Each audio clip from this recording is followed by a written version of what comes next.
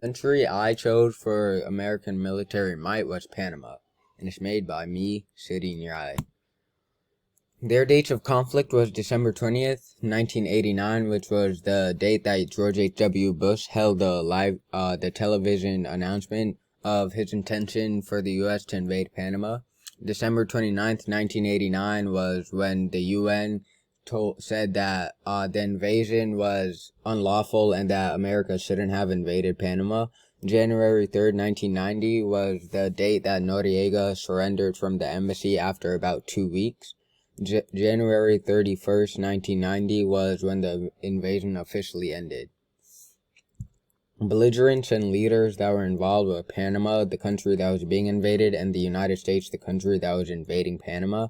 Guillermo Ford was a Panamanian, and he was the running vice president of Guillermo Andara, and the very famous photo of him getting attacked by the Dignity Battalion was what prompted the U.S. to finally invade Panama.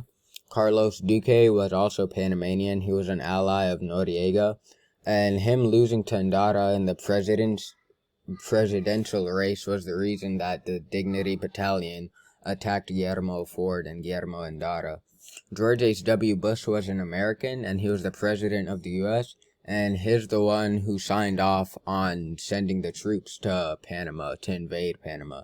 Manuel Noriega was the dictator of Panama, and of course he was Panamanian, and he rejected negotiations that the U.S. brought upon him, and he was, in light of recent events, was convicted of drug trafficking charges, and he wanted to go to war first. Guillermo Andara was also Panamanian, and he was the running candidate for president of Panama, and the United States, after the attack on Guillermo Ford, they swore him in as the official president of Panama.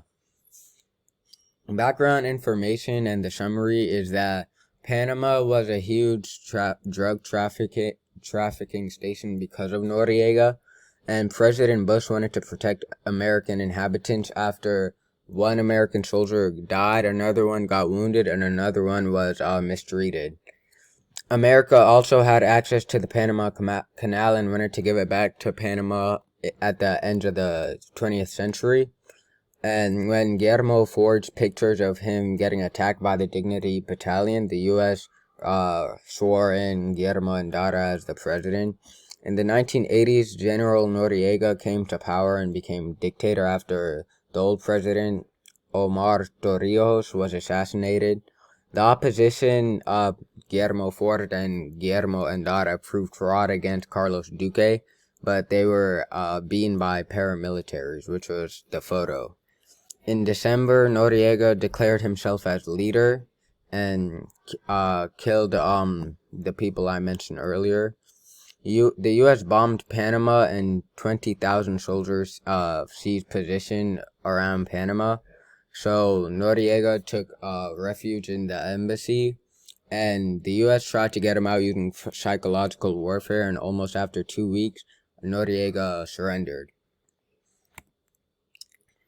This is a photo of the attack, and the man in the white shirt is Guillermo Ford, and he's getting attacked by the Dignity Battalion. This one is George H.W. Bush's speech that he put on television that told the public that the U.S. was invading Panama. This is a photo of the army using psychological warfare to try and get Noriega to get out of the embassy. And this is a photo of Noriega after he surrendered and got sent to prison. The outcome was that Panama's army ended up getting demolished by Andara, making Panama one of the few nations with no army. Andara ended up becoming president, and he brought more peace to Panama. Noriega went to prison and ended up dying after house arrest. 23 U.S. soldiers died and 325 were wounded, while 516, and some sources say 1,000 Panamanians died. And the U.S. reasserted power in the area of Panama after they tightened their grip on it. The justifications that George H.W. listed were that they wanted to defend democracy in Panama, as Noriega was dictator, and since he was dictator, there wasn't much democracy in Panama. They also wanted to combat drug trafficking, as Noriega got indicted by the U.S. for drug charges, and they were very opposed to drug trafficking. They wanted to protect Americans in Panama, as one soldier died, another got wounded, and the third soldier was mistreated, which I mentioned earlier. They also wanted to protect the Panama Canal treaties, as since Noriega was becoming an enemy, they wanted to keep in the treaties that the other president, Jimmy Ford, put in place, so that they could still have power to over the Panama Canal, which let them have strengthened their trade and naval armies. Was it justified? I'd say that American military intervention in Panama was not justified, as they didn't have good reasons to invade them. One of the reasons was to protect Americans, but even though an American got killed and the other ones got wounded and mistreated, that's not enough to invade a whole country, as if that was the case, every country would start invading others if one person from them got mistreated, and then that'd just descend the whole world into chaos. And another reason they said was to protect democracy, but democracy or no democracy in Panama has nothing to do with America at all.